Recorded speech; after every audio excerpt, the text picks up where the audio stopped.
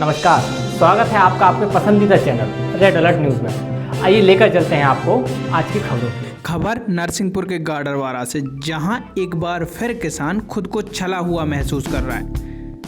जहां किसानों को अपनी खेत में उपज बढ़ाने के लिए आवश्यक यूरिया पाने के लिए लंबी लंबी कतारों में घंटे खड़े होकर इंतजार करना पड़ा, तब कहीं जाकर बमुश्किल 1 से 2 बोरी यूरिया ही नसीब हो सका। लेकिन प्रशासनिक कारगुजारी में यह बात निकलकर सामने आई है कि ऐसे 22 व्यक्तियों को 919 मैट्रिक टन यूरिया दे दिया गया, जिनका कोई रिकॉर्ड ही नहीं है। इस बड़े फर्जीवाड़े पर देखिए रेड अलर्ट की खास रिपोर्ट।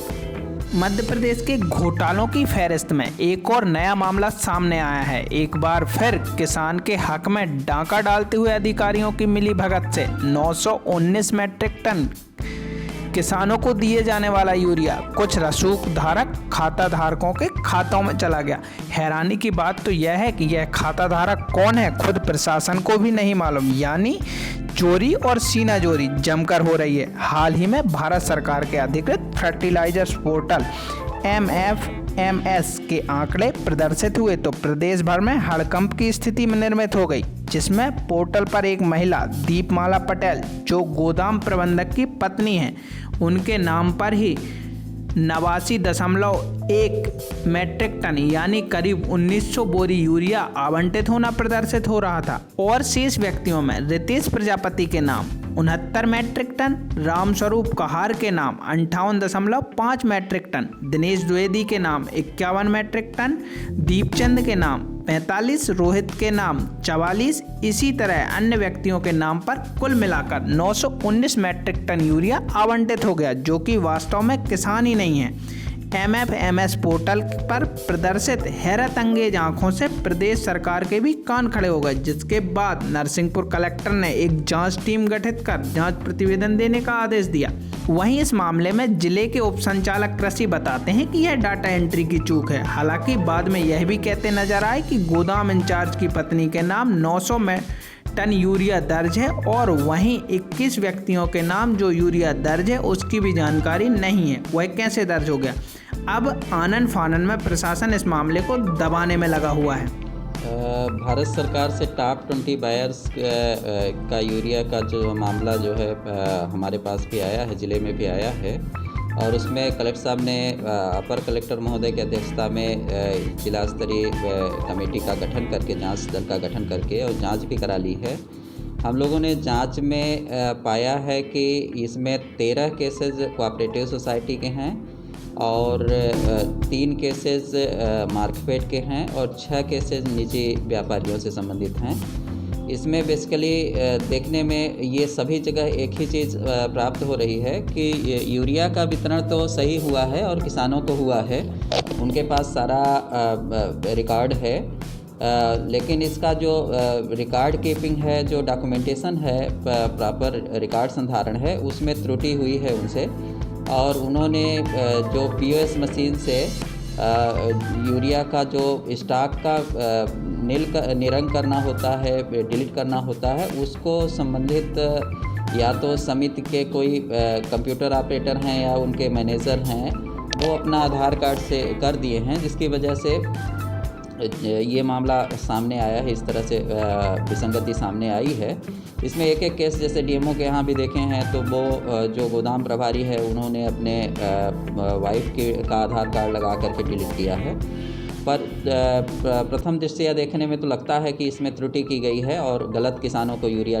बात किसानों की जाए तो किसानों को यूरिया लेने में कितनी जद्दोजहद करनी पड़ी, इसका अंदाजा भी लगाना काफ़ी मुश्किल है। कई घंटों लाइन में खड़े होकर महज 2 से 4 बोरी यूरिया वास्तविक किसान को मिल पाया, जो कि उनकी फसल के हिसाब से नाकाफ़ी था। किसानों का आरोप है कि उन्हें बीती सरकार से लेकर इस सरकार में तक छलावा ही हाथ लगा, जहां हम किसान एक एक बोरी यूरिया के लिए लंबी लंबी कतारों में घंटों इंतजार करते थे। वहीं अधिकारियों की मिलीभगत से अपने रिश्तेदारों और चहेतों को यूरिया की बड़ी खेप आवंटित कर दी गई। एक बार फिर किसान खुद को छला हुआ महसूस कर रहा है और यह तो अब किसानों की नियति बन गया है कि उसे कभी मौसम की मार, कभी प्रशासनिक अधिकारियों के छलावे की मार मजबूरन झेलना पड़ता है। क्या परेशानी आ रही है? परेशानी ये आ रही कि हम 2 बही लेके आए, एक बही पे हमको दिया, दूसरी बही पे उन्होंने बोला कि हम इस वही पे नहीं देंगे जी किसके नाम से। हमने कहा हमारे छोटे भाई के उसकी वही लेके आए, बोले नहीं उन्हीं को आना पड़ेगा, उन्हीं का आधार कार्ड लगेगा। तो ऐसे उन्होंने बताया। तो यही तो समस्या है, परिवार में एक व्यक्ति लेके आता और ले जाता है, लेकिन यहाँ एक व्यक्ति नहीं सारे परिवार को लेके आना पड़ेगा जब वो यूरिया मिलेगा। किसान यूरिया के मामले में विगत पिछली सरकार थी उसके समय भी काफ़ी परेशान था, लाइन में लगा रहा। उम्मीदें थी कि भाजपा सरकार आएगी तो शिवराज जी किसान पुत्र अपने आप को बोलते हैं, किसानों के लिए कुछ सही नीति बनवाएंगे और यूरिया और अन्य खाद की उपलब्धता किसानों के लिए आसानी से होगी। मगर प्रशासनिक अधिकारियों की नाकामी की वजह से आज ये इतना बड़ा घोटाला यूरिया का हुआ है। किसान एक एक बोरी के लिए तरस रहा है, लाइनों में लगा है, 400 500 मीटर की लाइन लगी हुई हैं। एक एक बोरी धान का सीज़न चल रहा है, धान की खेती में यूरिया प्रचुर मात्रा में लगता है और किसानों को ना मिलने की वजह से उससे धान की खेती भी प्रभावित हो रही है। यूरिया के स्केल में भले ही किसी किसान को लाभ ना पहुंचा हो, लेकिन लगता है अधिकारियों ने जमकर चांदी काटी है। और यही बात है कि प्रशासनिक अधिकारी इसे तकनीकी गफलत होना बता रहे हैं।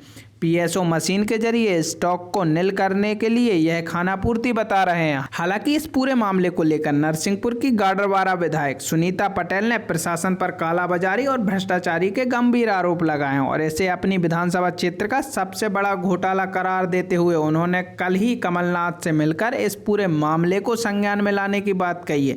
साथ ही उन्होंने यह भी कहा है इस मामले की जब तक जांच नहीं हो जाती है, किसानों को न्याय नहीं मिलता है, तब तक यह लड़ाई वह जारी रखेंगे।